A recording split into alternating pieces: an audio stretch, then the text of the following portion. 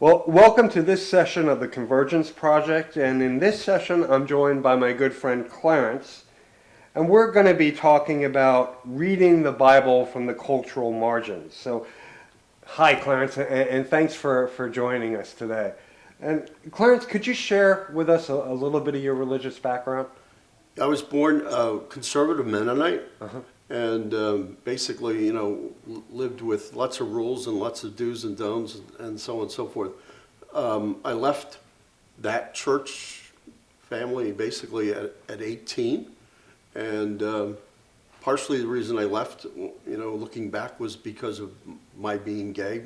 Although at that point I didn't accept that I was gay, and then I was in various different churches since then. Well, we're glad that you're with us today. Clarence, in your experience in the church, or within our culture, how does our culture decide what characters or groups get the most airtime in regard to how the Bible or the Christian story is presented? I think, unfortunately, the people that have the biggest funding are the ones that speak the loudest. And over the years, in my experience, some of the biggest funding was all based on bigotry and hatred, and the church, certain aspects of the church, capitalized on that, especially on the gay issue, and got lots and lots of funding, creating fear about the gay issue and so forth. So unfortunately, I think funding is a big part of who gets heard and who speaks the loudest. Yeah, I would agree. And in your opinion, in the culture, who decides which characters or groups get left out of the story? Well, I think a lot of small groups, and I do a lot of work globally. Uh-huh. And I think in the United States, we're very arrogant in our perception of the world. We think only of ourselves.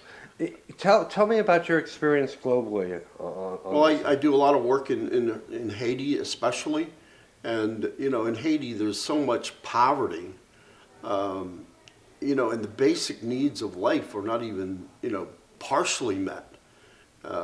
And to me, it's unbelievable how the first world countries can totally ignore the poverty that's going on in the world. And you go to Haiti, it's 90 miles from Florida, and it's 200 years behind in healthcare. Nobody's been immunized. Nobody has basic food. Children have no rights at all. So there's, in my global perspective, there's lots and lots of groups that are totally ignored by mainstream America, mainstream Christian America. Mm-hmm. And why do you think that is? Well, I think we as humans, we look out for number one. Number one is us. Mm-hmm. We're very selfish as humans. Human nature is to be selfish and to look out for yourself. And I think it's only as we try to be like Christ that we really look out for the marginalized and the unkept in the world. How do you think that the broader church could be helped to overcome this instinct to be so selfish and to marginalize people? Well, I think it has to be through conversation. People that are aware of this situation have to raise the issues and have to talk about them, have to bring them up into the consciousness. Because if it's not in our consciousness, we're not going to think about it. We're not going to do anything about it. So it's those of us that are aware of situations that we have to talk about them and make other people aware of what's going on. Now, let me ask you, as a gay man, and when you read texts of Scripture, how do you think that might be different from the way a straight person or a woman might read the same text?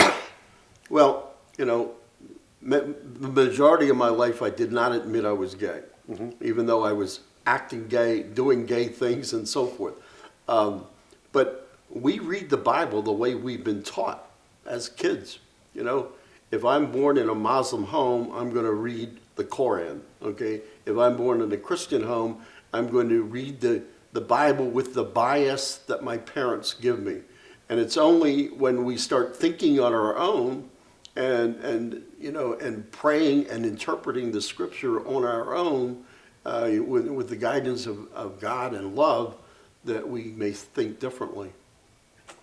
You know, if you could give one bit of advice to an LGBT youth who might be struggling with how they were raised to read scripture, what would it be?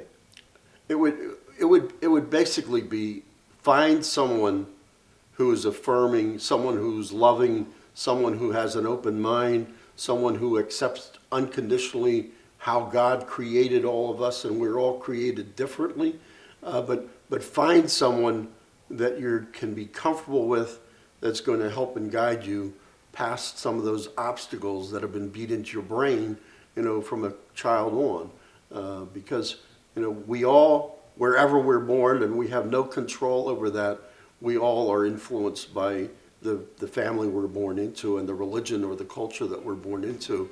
And it's only as we find people that help expand our thinking that we're going to be able to, you know, become comfortable with what I think God really wants us to think about as far as sexuality is concerned. Clarence, thank you so much. You're welcome.